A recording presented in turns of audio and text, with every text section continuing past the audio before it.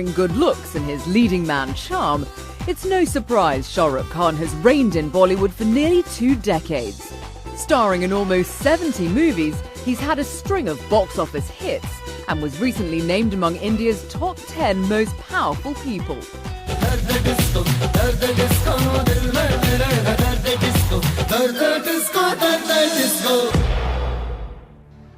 And while he revels in the limelight of his superstar status, the 44-year-old wasn't expecting the attention he received over his comments lamenting Pakistan's absence in cricket's Indian Premier League, with protesters calling for a boycott of his latest film.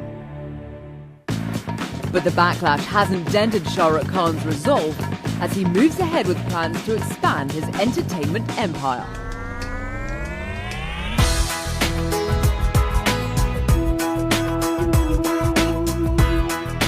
This week on Talk Asia, we're in the Bollywood capital of Mumbai to talk with the star about his career, that cricket controversy, and his refusal to kiss his co-stars.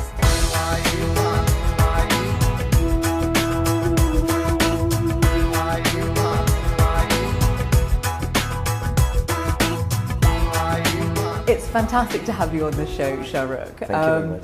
You are easily Bollywood's biggest star these days. You're so big that they call you King Khan. Is this the way that you saw your life panning out when you were starting as an actor? No, not at all. I still don't believe it. I still think it's this is like a dream. When I started off, I never thought that I would do anything else but wake up in the morning and work. The only thing that's added to it, and I tell this to everyone, is that I still wake up in the morning, work, but the only odd thing my kids find is that I'm a man and I wear makeup. So that's the only strange thing, sir. So we're doing this interview at your house, Manat, and there's often, throngs of fans outside just waiting to catch a glimpse of you. As they wait to just, see whatever crumb you might throw them, is that kind of a weird feeling to think of the immense scrutiny that you get? I feel very embarrassed and odd. I don't even call them fans. I think they are people who appreciate what I do. So I quietly my wife told me on weekends especially, because there's a lot of crowd here, about 1,000 people come out. So I go for 5 minutes and wave out, and then the cops get very angry because the traffic stops. So they come and shout at me. So I'm really embarrassed. I feel very odd, but I think when people have come to visit me in my house, then I should just be sort of kind to them and say hello to them. The scrutiny part, yes, there was a time I have a sense of humor. And the family feels I should stop it because it gets me into trouble. I say things and maybe people don't understand it, or they give me more importance than to think that I'm flippant. I should not be flippant. I should be more serious. I should just, and I feel, no, I've never been like that, and I just want to have fun and say things, which are easygoing. But many a times it's not taken like this, and then everything is scrutinized. Interesting that you should bring that up, actually, because one of the things that got you a lot of headlines recently was, as a Muslim, you said that it was a shame that the IPL hadn't picked up any Pakistani players for this season, and you own an IPL team, the Kolkata Knight Riders. Your comments caused this absolute firestorm, particularly with Hindu nationalists. Did you anticipate the furor that those words would cause? I did say in the interview, I hope I don't get into trouble for saying this before I said that, but I didn't think it would go to this extent. It became strange. There were strange things being said, and I'm like, listen, the bottom line, at least in my country, is there is a certain amount of freedom of speech, and which we also restrain and do. We are not completely outspoken, we don't do strange things, or say, at least I don't, and most of the people I know don't. So, there's freedom of speech. This is my point of view. They were burning effigies of you in the streets, some people. I mean, people were going absolutely nuts about this. I saw one guy, he had a slipper in his hand, he was hitting my poster with it. I want to find him. I want to meet up with him. He should try it with me when I'm standing in front, not on a piece of paper. Well, the main Hindu nationalist party, the Shiv Sena, obviously took what you had to say extremely badly. They were the ones who were mostly campaigning against you during this time, and they also threatened to disrupt the premiere of your, at the time, latest movie, My Name is Khan. Were you worried at all for the safety of yourself and your family and your fans? I'll be honest, I know Balasaheb Thackeray very well. He's always been very gracious to me. I know Mr. Uddhav Thackeray, Uddhavji. He's been very helpful. And I know them very well. We've never had, I've said this many times now. The top level of the Shiv Sena? Yeah, I mean, they meet me, I go over to their house. They're really gracious and wonderful with me. And we've never had ideological discussions. You know, maybe they have a different ideology for the party they run. But I'm not a political person, so we've never sat down and, you know, so why is it like that? We've never had this discussion. If there was genuinely a misunderstanding about what I said, which is quite possible, pick up the phone and, you know, I'd explain it, and it would have been, oh, okay. Oh, that's what you meant. Sorry, it's all right. We thought you meant this. You didn't mean that. No. That's the way it should have been. But I think it just became bigger than the personal relationship we shared.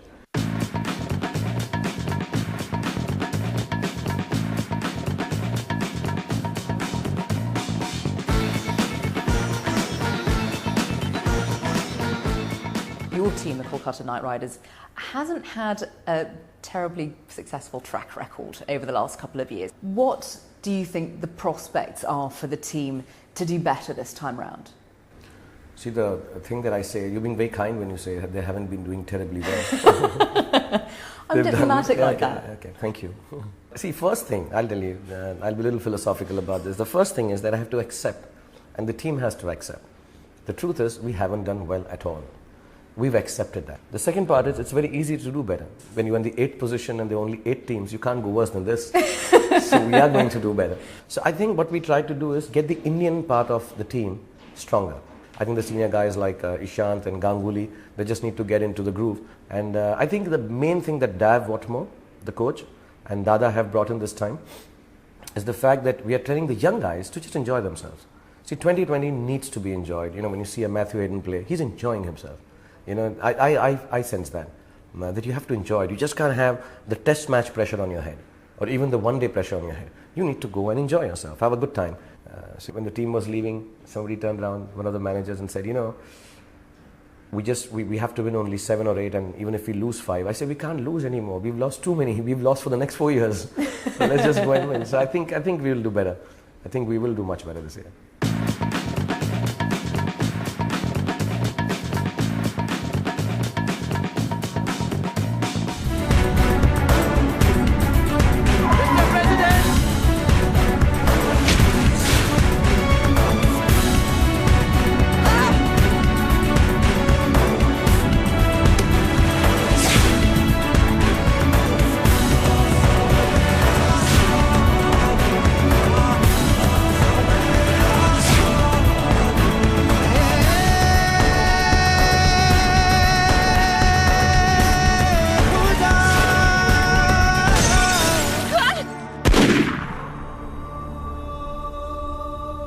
My name is Khan, and I'm not a terrorist. Let's discuss movies now, and specifically My Name is Khan, in which you play an autistic Muslim man in the US post 9/11. The film's done great, and particularly well in Islamic countries. Is that what your intention was? Were you trying to appeal to a Muslim audience? You know, I guess the fact that you choose, now that you say it, you said it so well, and I suddenly realized what a convoluted plot. An autistic Muslim man in America post 9/11. I'm like, oh. when you put it so simply, it sounds so complicated. See, no, I've never, you know, you make a film normally for a universal set of people, the kind of films that I do especially, I would like everyone to see them. Within those films, I'll always try and put in a little bit of difference so that it appeals, maybe, like if you do about hockey, the hockey guys or girls will like it more. You know, you do it about, say, I don't know, I mean, I've done a bad guy also recently. So when you do that, you think, okay, the youngsters like all this bad stuff, cool stuff, so they like it, you know. But the intention was never like that. Though I do remember our wonderful distributors, Fox, they started saying that, you know, we're going to release it like this in UAE, and we're going to do this film in Morocco like this, and Indonesia, and Malaysia. So I'm like, yeah, but why are they saying so specifically? Maybe they understood this part much better than we did, because yes, it's record-breaking in the Muslim countries. I never thought it would be like that. I really believe the film is about humanity. Because this was the latest collaboration between you and director Karan Johar. I mean, you've worked together on countless movies, but you're also best mates away from the set. What is it do you think? I mean, is it some sort of magic formula that you have that seems to help you two work together so well? I think the first thing is it's trust. That, you know, I don't get into the, like if he's got a subject, when you know, I gave him a book called The Curious Incident of the Dog in the Night. I think it's written by a gentleman called Haddon. I said, you should make a film with a little kid and who's autistic, and a story of a father and a son. Obviously, assuming if you took me as a father and then little child who's autistic, and then he comes up with a script where I'm autistic, and which has got this whole plot. So I'm like, this is a little strange, because when you make a film with me, as far as Karan and me are concerned, we normally make a little more commercially viable films. So he says, no, this is what I want to do. So I trust him. I trust him completely. Would you come with me, sir?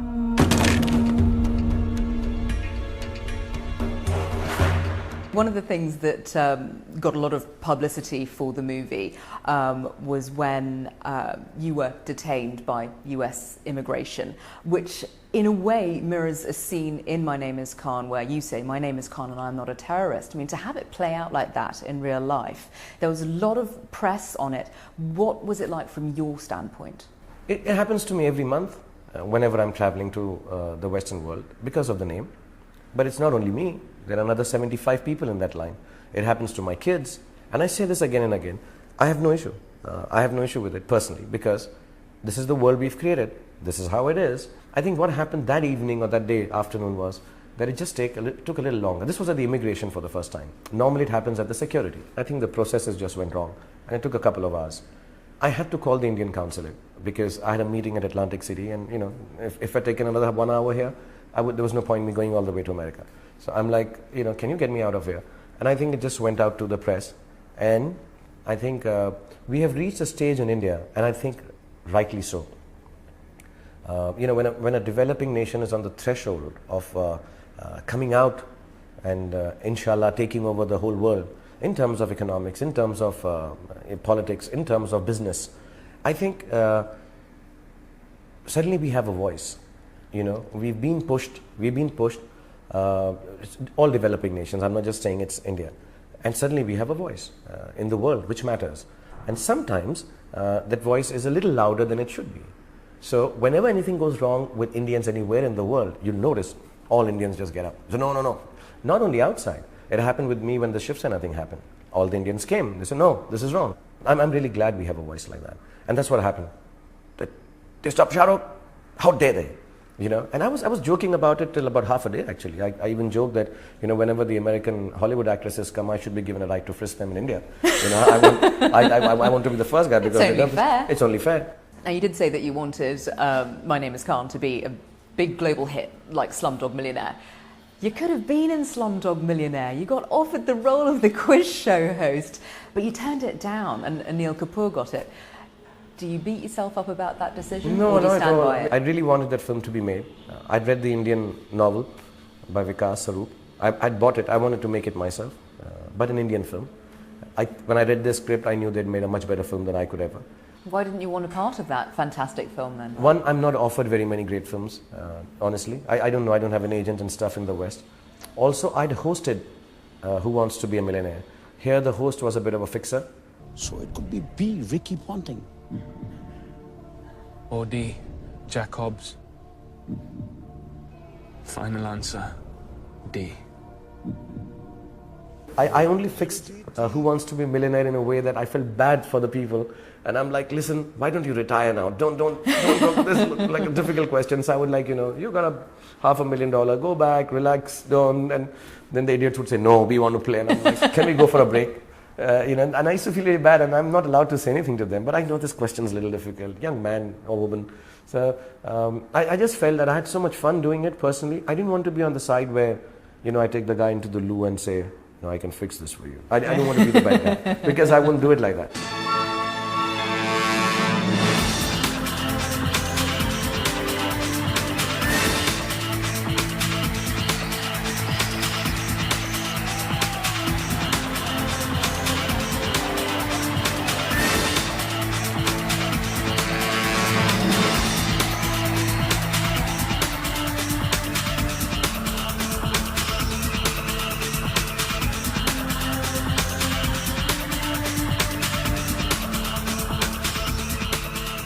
So let's talk about those days before you hit the big time. Although you were born here in India, your ancestral home is Peshawar, Pakistan, and both of your parents died before you had your first movie. How do you think that they would view the career path and the life path that you've taken? Yeah, I don't know. My mom would say that I look too thin in my films.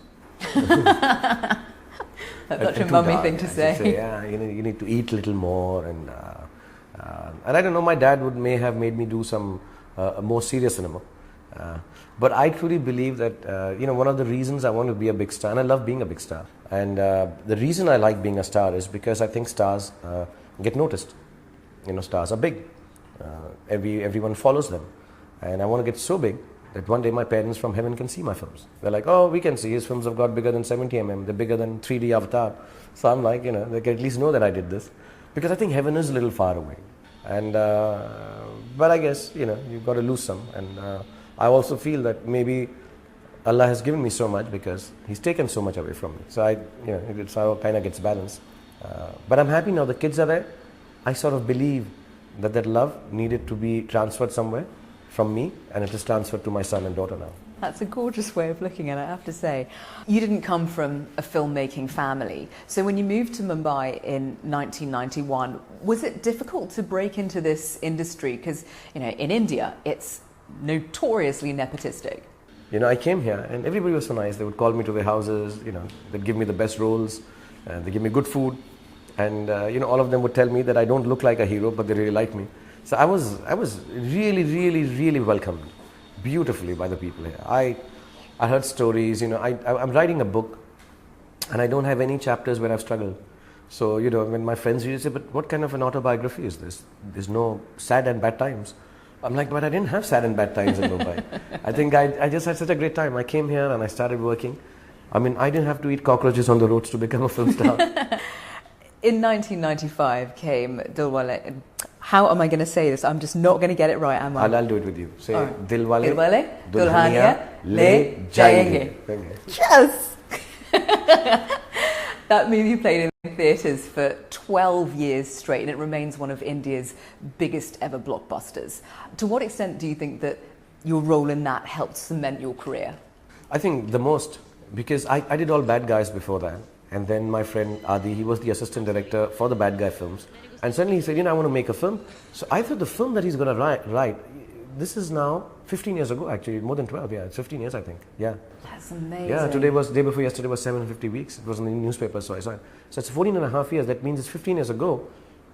I thought, here is my friend who's done this, who was the assistant director for making me play bad. And now he's going to do this really macho cool film. And I'm going to become Sylvester Stallone. And I will do this really cool film where I'll say, if you are the disease, I'm the cure. I'll be this tough guy. And he came to me and he said, can I come and narrate? And he's a very intense guy. I've done 3 films with him. And he says, and he's a close friend. He says, can I narrate? And I say, yeah. And he said, not unlike you, Dilwale Dulhania Le Jayenge. And I'm like, is that a fighting film? He says, no. It's a love story. And it was the most mushy, beautiful, sweet, funny love story. And I'm like, you can't do this to me. I've depended on you to become Sylvester Stallone. You cannot let me down. So, Dilwale Dulhania has actually turned me overnight from being one of the most macho stars to being a romantic, sweet, lovable kind of guy. And I've never been able to overcome that. It has been the biggest hit of my career in a certain sense. And I owe everything to it. But I also owe it the fact that I still haven't become a stud. That's what I wanted to be. I wanted to be a big guy with muscles and fight and beat up people. Now, back in 1993, when you did Maya Memsab, that was the last time that you agreed to kiss an actress on the lips, on screen. What happened? Bad experience? I'm basically very shy. And I have to really prepare myself to go and let myself go on a set. There's certain things I tried them, and then I started feeling very awkward doing them. Like laughing on screen. I find it extremely odd to laugh on screen. I find it extremely odd to use bad language. So I don't do a film like that. As stupid as it may sound, directors tell me, but you say that in real life. I say, yeah, but I don't know. I just am not able to expose myself to this extent. And kissing and lovemaking is the other thing. Because I just find it odd, you're on top of a girl and there are 100 people, okay, cut, and you're like, okay, and you're looking around. I don't know what to do. I just find it very, and I'm shy of women. I have this thing. So for me, it takes a lot to even do the romance part of it, or the flirting part of it. I'm warm with women, but the things that you do in a movie as an actor, at least say 10 years ago, what I was doing, it takes a lot for me to do. It's kind of hard to imagine somebody that's as shy as you say you are being, plastered all over every advert, every billboard. Oh my God, every magazine has your picture on it. And they're not some days where you just wake up and as much as you love the celebrity side of it, that you just go, oh, I just want to be anonymous today. No, I don't want to be anonymous. But the not shy even part... for 5 minutes? No, I don't want to be anonymous. I'm very honest about that. I love being recognized. I love people liking me. I love the fact that people scream when I go out. I think I miss all that when it's taken away. And I don't even think about it. I think that's why I work harder every year and every day and every month and every moment. That listen, just, I'm not standing and counting the people outside my house, but I don't want them to listen. No, people are always trying to get to know the real SRK, and there are, God knows how many books and documentaries about you that claim to have cracked the true you. Have any of them ever actually managed it? Do people know the real Shah Rukh Khan? I think I'm strangely happiest in front of a camera. Maybe the me is the one who doesn't come in front of the camera. And I discovered this about 15 years ago, that if I tell everyone everything about me, they'll actually stop asking me anything that is really important. They'll think, oh, we know him so well. Oh, we know what he eats. We know how he sleeps. We know how he does this. People now even know how I bathe. So it's okay. Everybody knows everything. So they don't ask me the things which really matter. And to be really honest, there is a part of me which I don't want anyone to know. I can never be me in front of a camera. And because I can't be me, then you won't know me as long as the camera's on. It's that simple as that, I think. I suppose you better turn the cameras off then. Yeah, and then nobody will know. I've had a tremendous time. Thank you very much indeed. Thank you so much. This has been great. God bless you. Thank you. Wonderful to see you. Thank you.